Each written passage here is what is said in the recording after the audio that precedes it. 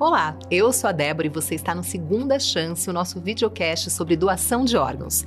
Nós temos trazido muitas informações para tentar acabar com preconceitos e informações falsas sobre a doação de órgãos e aumentar a conscientização sobre o tema.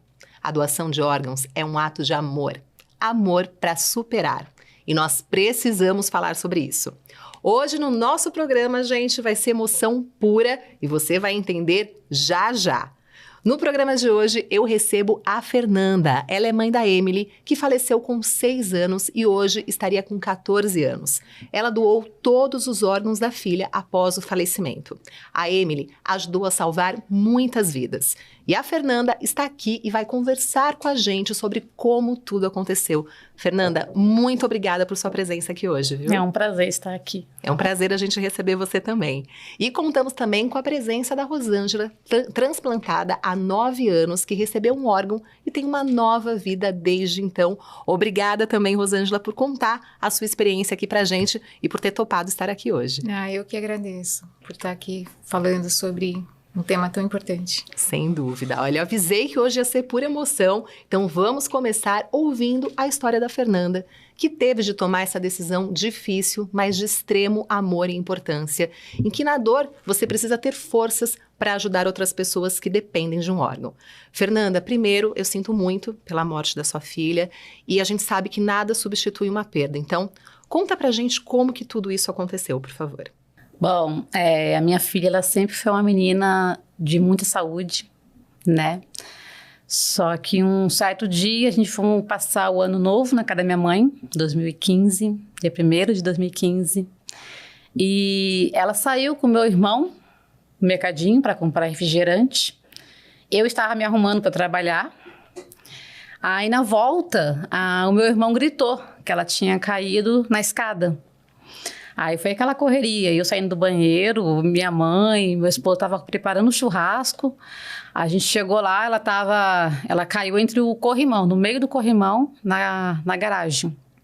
E ela bateu só a cabeça, ela não teve nenhum arranhão, nem no braço, nem na perna, nem canto nenhum, só na cabecinha dela, e a cabecinha dela já inchou, já ficou um caroço. Aí, na hora, a gente já começou a pedir socorro para os vizinhos, que a gente não tinha carro nesse tempo. Só que os vizinhos não queriam ajudar, falou que não ia mexer. Mas mesmo a gente autorizando, não quiseram ajudar. Chamamos o resgate, chegou o corpo de bombeiro, levou ela para Santa Casa. No caminho, ela teve uma convulsão. Chegando lá, os médicos conversou com a gente, falou pra gente que o caso dela era grave, que tinha afetado o cérebro, quebrou o crânio e afetou o cérebro, que entre 10 crianças, 8 sobreviviam e uma não, que não ia fazer a cirurgia nela. Mesmo a gente falando, não, a gente quer que faça cirurgia, já que precisa fazer. Aí eles falaram que não, que tinha que ver a recuperação dela de noite, para ver o que ia acontecer, se ela ia precisar ou não. E ela não podia vomitar, né? Tinha que dormir tranquila. A menina não dormiu. Ela ficou agoniada, ela gritava, ela chorava. Ela tinha vezes que ela nem me reconhecia. Aí eu fiquei com ela na UTI, no hospital. Ela veio dormir de manhã, umas 5h30, 6 horas, ela veio a dormir. Foi no horário que os médicos veio e falou que eu precisava sair durante, se eu não me engano, era 2 horas, que eles precisavam medicar os pacientes e tal, e nenhum pai podia ficar lá dentro. Como eu vi que ela tinha cochilado, que ela tinha dormido, no meu coração eu vi que ela estava bem. A enfermeira falou, mãe, você vai ter que ficar lá fora, esse horário, ou você aproveita para ir para casa, descansar um pouco, comer alguma coisa. Não, descansar não tem como, ver a filha naquela situação não tem como, né? Se ela está dormindo, ela relaxou, ela está bem, então eu vou para casa, né, vou comer alguma coisa, nem para minha casa, fui na casa da minha mãe, que é mais próximo. No meio do caminho me ligam, e eu escutei ela chorando. Ela gritando pelo pai. Só queria o pai. Chegando lá, eu atendi o telefone e tal, daí eu liguei pro meu esposo, ele estava no trabalho, ele nem avisou ninguém, ele pegou e saiu do trabalho e foi direto para lá. E aí, como eu vi que ela já estava com o pai, eu fiquei mais tranquila. Fui pra casa da minha mãe, almocei com a mãe, daí depois a mãe foi comigo na minha casa, pegar roupa para ela, pegar roupa para mim. Quando a gente chegou na minha casa, o telefone tocou de novo, aí eu já senti uma dor no peito. Falei, mãe, aconteceu alguma coisa. Ela, não, relaxa, ela tá bem, não aconteceu nada. Falei, aconteceu, o coração de mãe sente. Aí eu peguei, atendi o telefone, era meu esposo, ele gritando, volta logo pro hospital, volta logo pro hospital. Falei, amor, o que aconteceu? Ele, não, volta logo pro hospital. Falei, não, pode falar que eu aguento. Aí ele falou, a Emily só queria me ver. Ela entrou em coma. Ela só queria se despedir de mim. E ela precisa fazer cirurgia urgente, já que ela precisa da sua autorização. E eu, onde eu moro, lá no Portal Alvorada, em Jacareí, é muito longe. De domingo não tem ônibus. Eu não conhecia ninguém, fazia pouco tempo que eu tava morando ali. Eu fiquei desesperada, sem saber o que fazer. Aí ele lembrou de um amigo dele de igreja, ligou pra ele e ele foi me buscar de carro. Chegando lá, foi só olhar pra ela lá em coma e esperar ela entrar no centro cirúrgico. E aí, menina, foi horas de cirurgia. Eu não lembro quantas horas que foi, só sei que foi muitas horas. Até que acabou a cirurgia, os médicos veio até a gente e falou, a sua filha está morta. Na hora eu não aceitei, eu gritei, eu falei que não, que a minha filha vai acordar, minha filha não está morta. Ele falou, mãe, ela vai ficar na UTI durante alguns dias para fazer os exames, vai em outros médicos de outros lugares para avaliar o caso dela, mas infelizmente a sua filha está morta. Aí foi aquele desespero, nós dois, não sabia o que fazer, ligava para um, ligava para outro. Até que chegou o dia 7. E eram os últimos exames que ela ia fazer. Para ter o exame final, o que estava acontecendo com a minha filha. Aí marcaram a reunião, eu e meu esposo. Falou que só queria nós dois, o pai e a mãe. Chegando na sala, tinha muito médico, muito médico. Médico de outros lugares que a gente nunca viu na nossa vida. Aí falou, a gente fez os últimos exames, pai e mãe. E, infelizmente, a sua filha faleceu no dia 2 de janeiro de 2015. Foi a pior notícia da minha vida. Sinto muito. Nossa, o janeiro pra mim, eu nem gosto do mês de janeiro, eu tenho um pavor do mês de janeiro. Foi o dia em que eu perdi o amor da minha vida, da minha filha. Sinto muito, Fernanda, e pode tomar o seu tempo, aí eu imagino a emoção também. Se você puder contar pra gente, né, pode respirar aí tranquila, mas se puder contar pra gente como que foi depois de tudo isso, né, depois dessa fatalidade, infelizmente, como foi o processo de doação, né? É claro que ninguém pensa nisso, mas você tinha algo em mente sobre essa decisão? Não tinha nada. Eles deram notícia que ela tinha falecido e na hora já falou sobre doação. Aí eu falei que eu não ia fazer isso com a minha filha, que a minha filha estava viva, já queria correr para a UTI. A minha vontade que eu tinha de pegar ela dali e sair correndo. Sair daquele lugar. Para mim, minha filha estava viva. Eles não deixaram eu na UTI. Eles viram como eu estava. Eles não permitiram. Aí deixaram eu e meu esposo sozinhos nessa sala. Eu só lembro que a gente se abraçou, a gente chorou. Só sabia chorar. Aí chegou uma hora que a gente falou, a gente precisa conversar sobre o assunto. E a gente nunca tinha falado sobre esse assunto, sobre doação, que a gente nunca imaginou que a gente ia passar por isso. Né? Não passava nunca na nossa mente. Aí eu falei, eu não vou fazer isso com a minha filha, eu não vou fazer isso. Eu não vou deixar cortarem a minha filha, tirar os órgãos da minha filha. Aí meu esposo falou, mas não serve mais para ela. Ela não vai mais utilizar. Aí eu pensei no meu filho. Falei, meu filho tá bem hoje, tá sorrindo hoje, eu não sei o dia da manhã. Como ela também tava bem.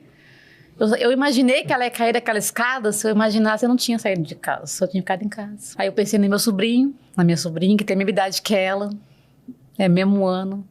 Aí nós conversamos muito sobre essa doação. Nós pensamos nas crianças que sofrem, né? Nos pais que vê as crianças sofrendo, precisando de um coração, de um rim. Ficam na lista de espera. Ficam também, sofrendo também. Falei, eu não vou ter minha filha mais. Se eu enterrar ela assim, eu vou estar sendo muito injusta. Já que eu não posso salvar a minha filha, vamos salvar o das crianças.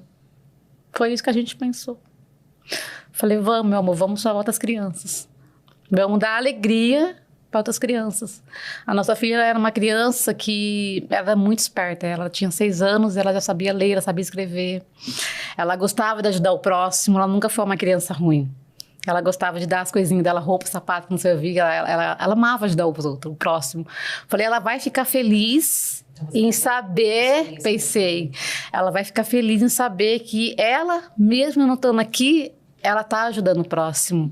Ela vai poder ver outra criança feliz com um pedacinho dela. E isso vai fazer a gente feliz.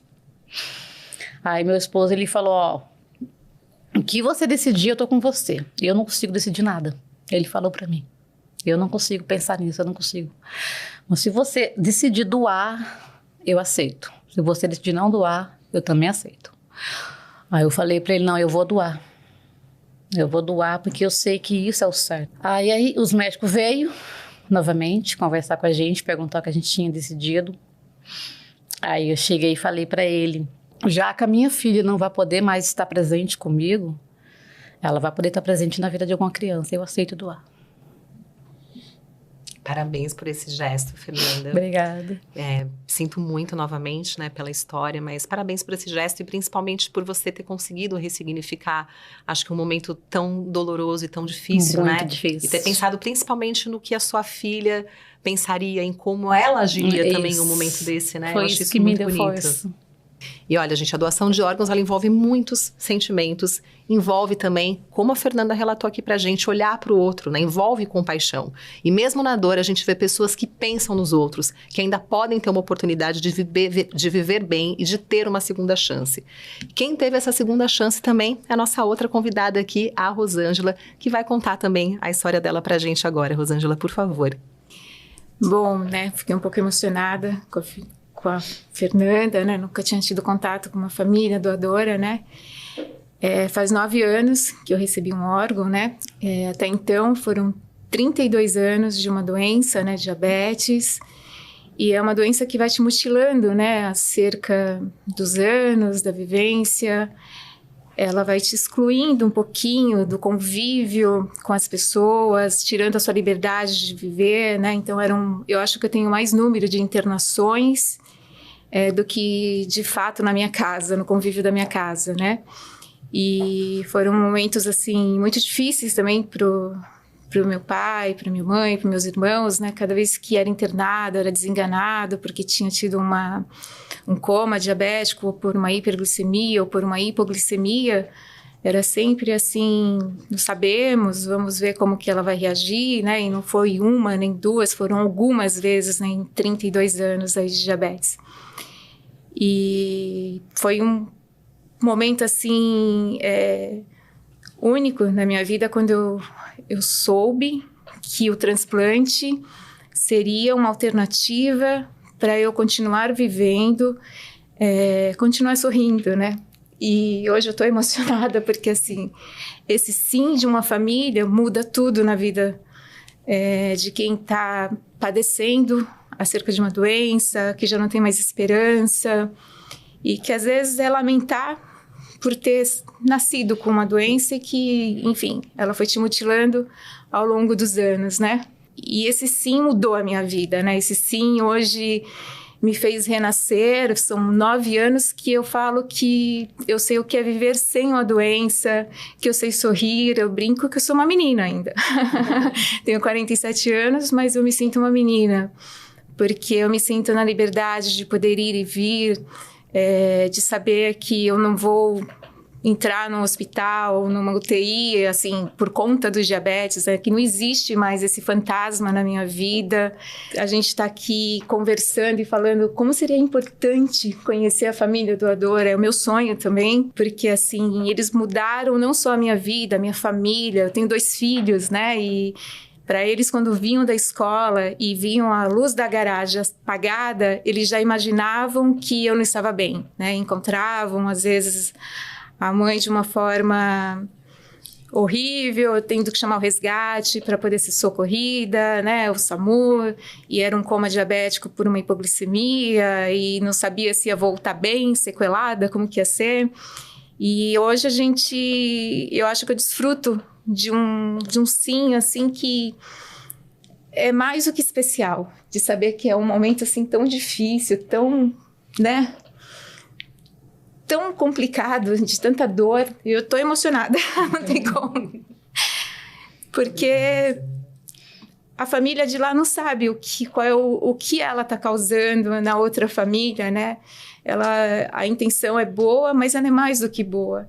É você trazer vida, é você trazer superação, é você trazer um resgate de um sorriso, né? Hoje eu posso sorrir porque eu renasci no meu próprio corpo por um sim, né? De uma família como a Fernanda, que disse sim, eu vou doar, eu vou fazer com que outra pessoa, com que outra pessoa possa continuar vivendo. Nossa, obrigada. De nada. Eu te vendo, eu imagino as crianças que eu ajudei. Eu imagino as crianças sorrindo, brincando, crescendo, evoluindo e realizando os sonhos que a minha filha não pode realizar. Eu imagino isso me faz feliz. Que você falou quantos pais, né? Quanta alegria.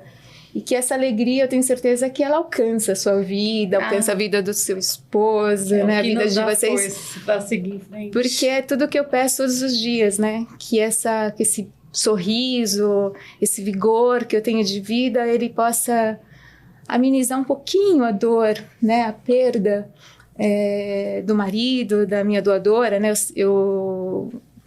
Na época, fiquei sabendo que ela era 1 ano mais nova do que eu. E que ela tinha marido e 2 filhos. E eu peço por eles todos os dias. Eu falo que esse sim não venha alegrar só a minha vida, mas que ele possa alcançar de alguma forma, né? Eles saberem que, sei lá, quem sabe um dia desses aí da vida eu não encontre alguém deles e eu falo, olha, como valeu a pena ser forte, como valeu a pena esperar que esse sim pudesse vir e que eu pudesse sorrir novamente. Olha, gente, tá difícil segurar a emoção aqui, viu? Eu imagino para vocês que estão assistindo também. Mas a gente vai continuar aqui para tirar mais algumas dúvidas também. Rosângela, quanto tempo que você ficou? Você comentou um pouquinho como também era a sua vida antes do transplante, mas conta pra gente principalmente sobre esse tempo de espera, que eu imagino também que deve ser difícil, deve gerar muita ansiedade. E quanto tempo que você ficou até receber o órgão? Olha, como o meu foi o pâncreas, né, e não é uma cirurgia que é feita em todos os estados, né, do país e por grandes equipes, né, são poucas as equipes que fazem, eu fiquei 40 dias só, né, e eu sabia que quando eu fui chamada podia ser um teste, né, porque você é chamado, mas outras 2 pessoas, outros 2 pacientes são chamados, né, e na hora a gente faz uma avaliação de glicemia, enfim, pressão arterial, o estado geral como você está, para saber se você é o possível receptor, né? E eu lembro que eu fui como se fosse para fazer um teste. Eu falei assim, bom, a primeira vez tinha relato de pessoas que iam 3, 4, 5 vezes, e enfim, a outra pessoa recebia e não ela, né? E de repente, fui eu, a escolhida daquele dia fui eu, né?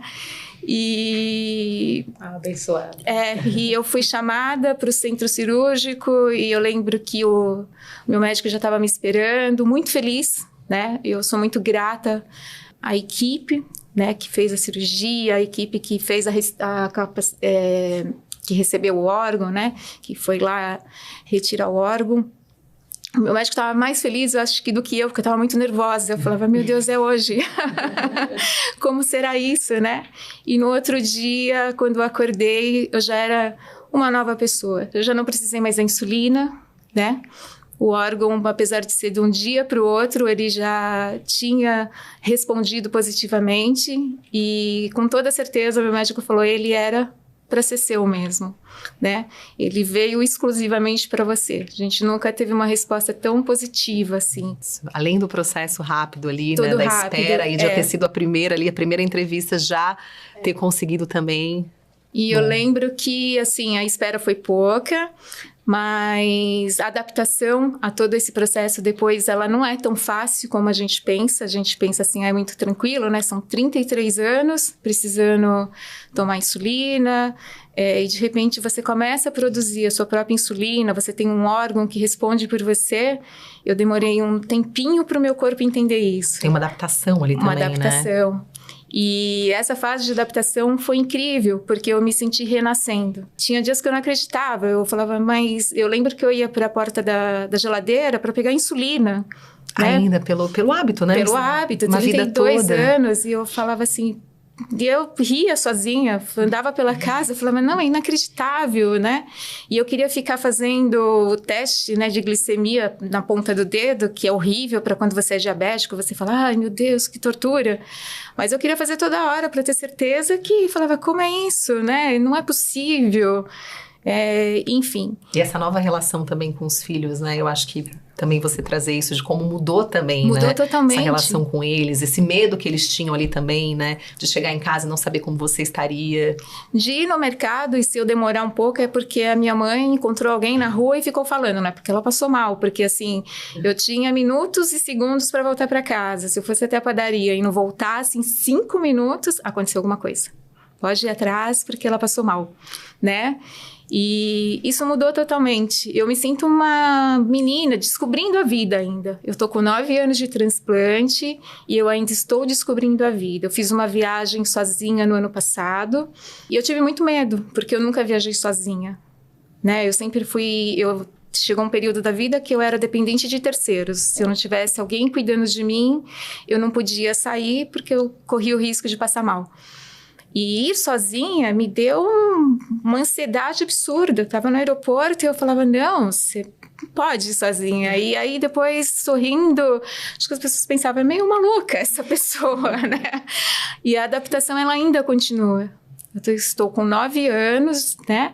E são 9 anos de vida.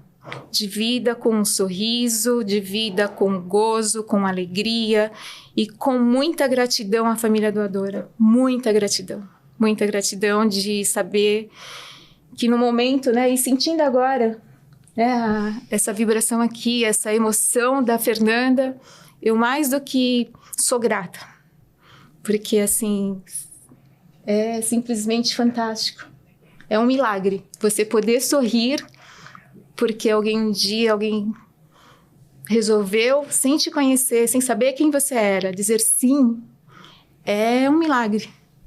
É um milagre na Terra. E é muito emocionante, né? Pra gente escutar essa história de vocês, ainda mais vocês duas juntas aqui. Então, muito obrigada mesmo, viu, gente? E olha, sabendo hoje que a decisão é da família quanto à autorização, eu queria que vocês dessem um recado, começando primeiro pela Fernanda. Que recado você dá, Fernanda, para as famílias brasileiras que estão nos ouvindo? Primeiro eu quero falar que quando eu e meu esposo resolvemos fazer a doação de órgãos, muitos foram contra a gente. Pessoas da família. Virou a cara pra gente, brigou com a gente, falou que a gente não estava fazendo a escolha certa. No momento que a gente mais precisou de apoio, muitos decepcionaram a gente. Só que a gente não abaixou a cabeça. A gente fez o que Deus mostrou pra gente que a gente tinha que fazer. Esse caso de doação de órgão é um assunto assim que não é fácil. Não é fácil de compreender. Não é fácil de compreender. Quando o médico fala que sua filha teve uma morte cerebral, mas os órgãos ainda funcionam, não é fácil você compreender isso. Para mim, minha filha estava viva. Já que os órgãos dela estavam funcionando, por que não servia para ela? Até você entender, os médicos explicar que precisa do cérebro para poder funcionar, é um momento muito difícil de compreender. Foi muitas conversas para a gente conseguir entender o que estava acontecendo e chegar num ponto que a gente chegou, na conclusão que a gente chegou. E eu não me arrependo nem um minuto. Eu sou muito feliz por isso. Isso me dá força para viver. Saber que a minha filha vive em algum lugar por aí. E com certeza é muito orgulhosa de vocês, Fernanda. Com certeza. Ela deve estar muito feliz e muito grata, porque a gente fez a escolha certa. Eu quero falar para as famílias para conversarem sobre esse assunto. Porque esse assunto não é conversar entre a família. Eu falo direto, eu sou doadora de órgão. Quando acontecer isso comigo, eu quero ajudar o mundo, se eu puder. Eu sou doadora de órgão com muito orgulho. E eu incentivo. Eu tenho um grupo de doação, incentivando, né? Nas redes sociais, Nas redes sociais, sobre doadores e receptores. E eu estou muito feliz em estar aqui junto com a receptora. Nossa, mexeu muito comigo. Parece que a gente se conhece há anos. Eu já vi ali, para quem não viu ali nos bastidores, gente, eu já vi as duas no camarim ali, parecia realmente que você já se conhecia há muito tempo. Parece que a gente se conhece há anos, parece que deu uma energia na gente, sabe? Não é a criança que a minha filha ajudou, eu ajudei não, a minha filha ajudou. Mas me passou uma paz, sabe? Isso é muito bom, é muito bom. E eu queria que as famílias não tivessem medo de falar sobre esse assunto. Esse assunto é muito importante. Se você não pode salvar uma pessoa que você ama, salve em outras vidas. Você vai estar fazendo muito bem ao próximo. E fazer o bem sem olhar quem. Exatamente, Fernanda. Nossa, olha, obrigada pelas palavras, obrigada pela história. Eu tô aqui emocionada também. Tá difícil de conduzir esse podcast aqui, esse videocast até o fim, viu, gente? Muito obrigada, principalmente por você estar aqui, contar a sua história, né? Deixar essa mensagem. Eu acho que só isso já traz todo esse exemplo. E para as famílias também que talvez ainda tenham dúvida, repensarem isso e tentar ressignificar um momento como esse, né? A trazer o amor através desse momento de dor. Então, parabéns pelo seu gesto. Muito obrigada por compartilhar sua história com a gente também. Muito obrigada, eu que agradeço. Eu sou muito grata por estar aqui, por receber esse convite para poder falar sobre esse assunto. É um assunto que deve ser conversado entre todos. Temos que doar amor, né? Do amor ao próximo. Exatamente. Rosângela, eu vou pedir também para você deixar a sua mensagem, o seu recado para as famílias brasileiras, para quem está na lista de espera, para quem também espera, ainda aguarda um ato, um gesto de amor como esse. Olha, eu diria para as famílias, né, assim, doar. Doe órgãos, doe vida, doe sorrisos, né? Porque um órgão muda a história de vida, não só de quem está esperando, aguardando um órgão, mas de toda uma família, né? Então, converse com seus familiares, diga que você é doador de órgãos, né? Eu sou o resultado de um transplante bem-sucedido, né? E eu posso hoje agradecer, sorrir ao sim de uma família, assim como a Fernanda tem algumas crianças, ou de repente até adultos, a gente não sabe, sorrindo e felizes, porque a Fernanda um dia disse sim. Fernanda, meus parabéns, e eu sou muito grata. E que você possa, com certeza, influenciar muitas famílias, para que muitas Rosângelas, muitas Anas, muitos Antônios e tantas pessoas que estão aguardando numa fila de transplante possam sorrir e possa ser grata, assim como eu sou. Sou muito grata, estou muito feliz de te conhecer. Eu também amei te conhecer. Nossa, obrigada. Muito obrigada, gente. Olha, com esse momento lindo aqui, a gente chega ao fim de mais um episódio e encerramos o nosso videocast Segunda Chance. Quem nos acompanhou desde o início pode saber mais sobre a doação de órgãos, a importância desse ato de amor e como ajudar quem mais precisa e como levar o Brasil a ter melhores índices de doação de órgãos. Eu quero agradecer a participação super especial das nossas convidadas que contaram essas histórias lindas de dor, de luta e de amor também.